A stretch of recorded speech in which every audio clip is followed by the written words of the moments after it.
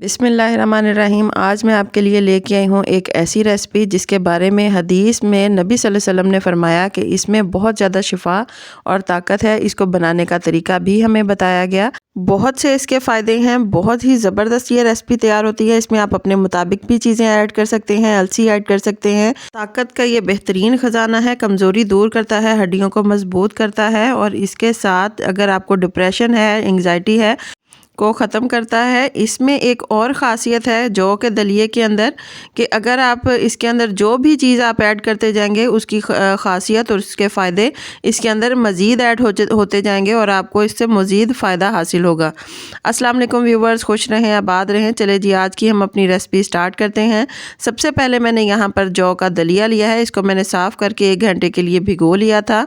जौ जो है वो मैंने दानेदार ली है। इसके साथ मैंने कढ़ाई में 2 चम्मच के करीब देसी घी लिया है। आप इसको वैसे भी भून सकते हैं। यहाँ पर मैंने धोकर जौ को अच्छी तरीके से इसका पानी खुश्क कर लिया है। अब इसको मैंने ऐड करूँगी कढ़ाई के अंदर। इसको मैं 2 मिनट के लिए इसको फ्राई करूँगी, भून लूँगी। आप घी के बगैर भी इसको भून सकते हैं। अच्छी तरीके से इसको भूनने के साथ मज़ीद अब हम 2 से 3 मिनट के बाद इसके अंदर हम पानी ऐड करेंगे।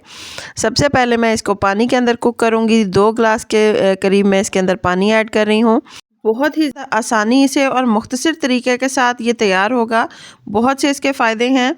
यहाँ पे मैं पानी इसके अंदर ऐड कर चुकी हूँ। ऐड करने के बाद तकरीबन 10 से 15 मिनट के लिए ढक्कन देकर हम इसको रख देंगे ताकि ये अच्छी तरीके से कुक हो जाए, फूल जाएगा। फूलने के बाद इसका अंदर जो पानी है वो सारा आहिस्ता आहिस्ता खुश्क होना शुरू हो जाएगा।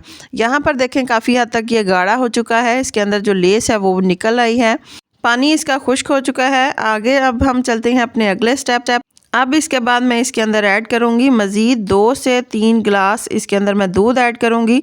दूध ऐड करने के बाद इसके अंदर उबाल आ जाएगा। उबाल आने के बाद इसको हम मज़ीद 10 से 15 मिनट के लिए कुक होने के लिए रख देंगे। दूसरी साइड पर हम इसके लिए फ्रूट्स तैयार कर लेते हैं। यहाँ पर मैंने बनाना लिए हैं और इसके साथ मैंने एप्पल लिया है। दोनों के मैं छोटे छोटे पीसेस की तरह से काट लूँगी। सेब भी मैं इस तरीके से काट लूँगी। दोनों फ्रूट्स मैं इसके अंदर काट चुकी हूँ। मज़ीद हम इसके अंदर ड्राई फ्रूट ऐड करेंगे। इसका मज़ेदार सा फ्लेवर इससे और भी ज़्यादा मज़े का हो जाएगा। 10 से 15 मिनट हो चुके हैं। दलिया जो है वो तैयार हो चुका है। ये देखें बेहतरीन सा गाढ़ा हो चुका है। अब इसके अंदर मैं फ्रूट ऐड करूँगी। इसके अंदर गुड़ या चीनी आपको ऐड करने की बिल्कुल भी ज़रूरत नहीं है। जो चीज़ें हम इसके अंदर ऐड करेंगे उसके साथ ये इसके अंदर अच्छी खासी मिठास हो जाएगी। बेहतरीन सी ये रेसिपी तैयार होगी।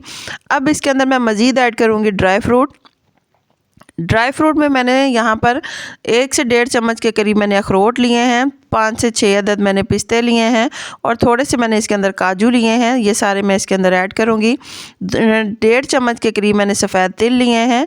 इसके साथ मैं इसके अंदर ऐड करूँगी बादाम मैंने काट के रखे थे, वो भी हम इसके अंदर ऐड करेंगे। मज़ीद हम इसके अंदर किशमिश ऐड करेंगे। इससे बिल्कुल भी आपको चीनी या गुड़ या शक्कर कुछ भी डालने की ज़रूरत नहीं है। बहुत ज़्यादा मुफीद और फ़ायदेमंद है। जैसे जैसे चीज़ें आप इसके अंदर ऐड करते जाएंगे इसका जायका और इसकी अफादियत दुगनी होती जाएगी। यहाँ पर हम तैयार कर चुके हैं। इसको मैं बाउल के अंदर निकालूंगी। ये देखें मैंने सारा बाउल के अंदर निकालेंगे। बहुत ही ज़बरदस्त और मज़े की रेसिपी तैयार हो गई है। आप इसको अपने नाश्ते में बना सकते हैं। दोपहर के खाने के साथ भी आप इसको यूज़ कर सकते हैं। ये ताकत के साथ साथ आपके वज़न को भी कंट्रोल करेगा। सेहतमंद और मुफीद फ़ायदा है इसका। अब इसके ऊपर हम शहद ऐड करेंगे। शहद ऐड करने के साथ इसकी अफादियत में और भी ज़्यादा इजाफ़ा होगा। आप इसको अपने खानों में इस्तेमाल करें, आपको भरपूर फ़ायदा हासिल होगा। अगर आपको मेरी ये रेसिपी पसंद आती है तो प्लीज़ इसे लाइक करें, शेयर करें, मेरे चैनल को सब्सक्राइब करें। अल्लाह हाफ़िज़।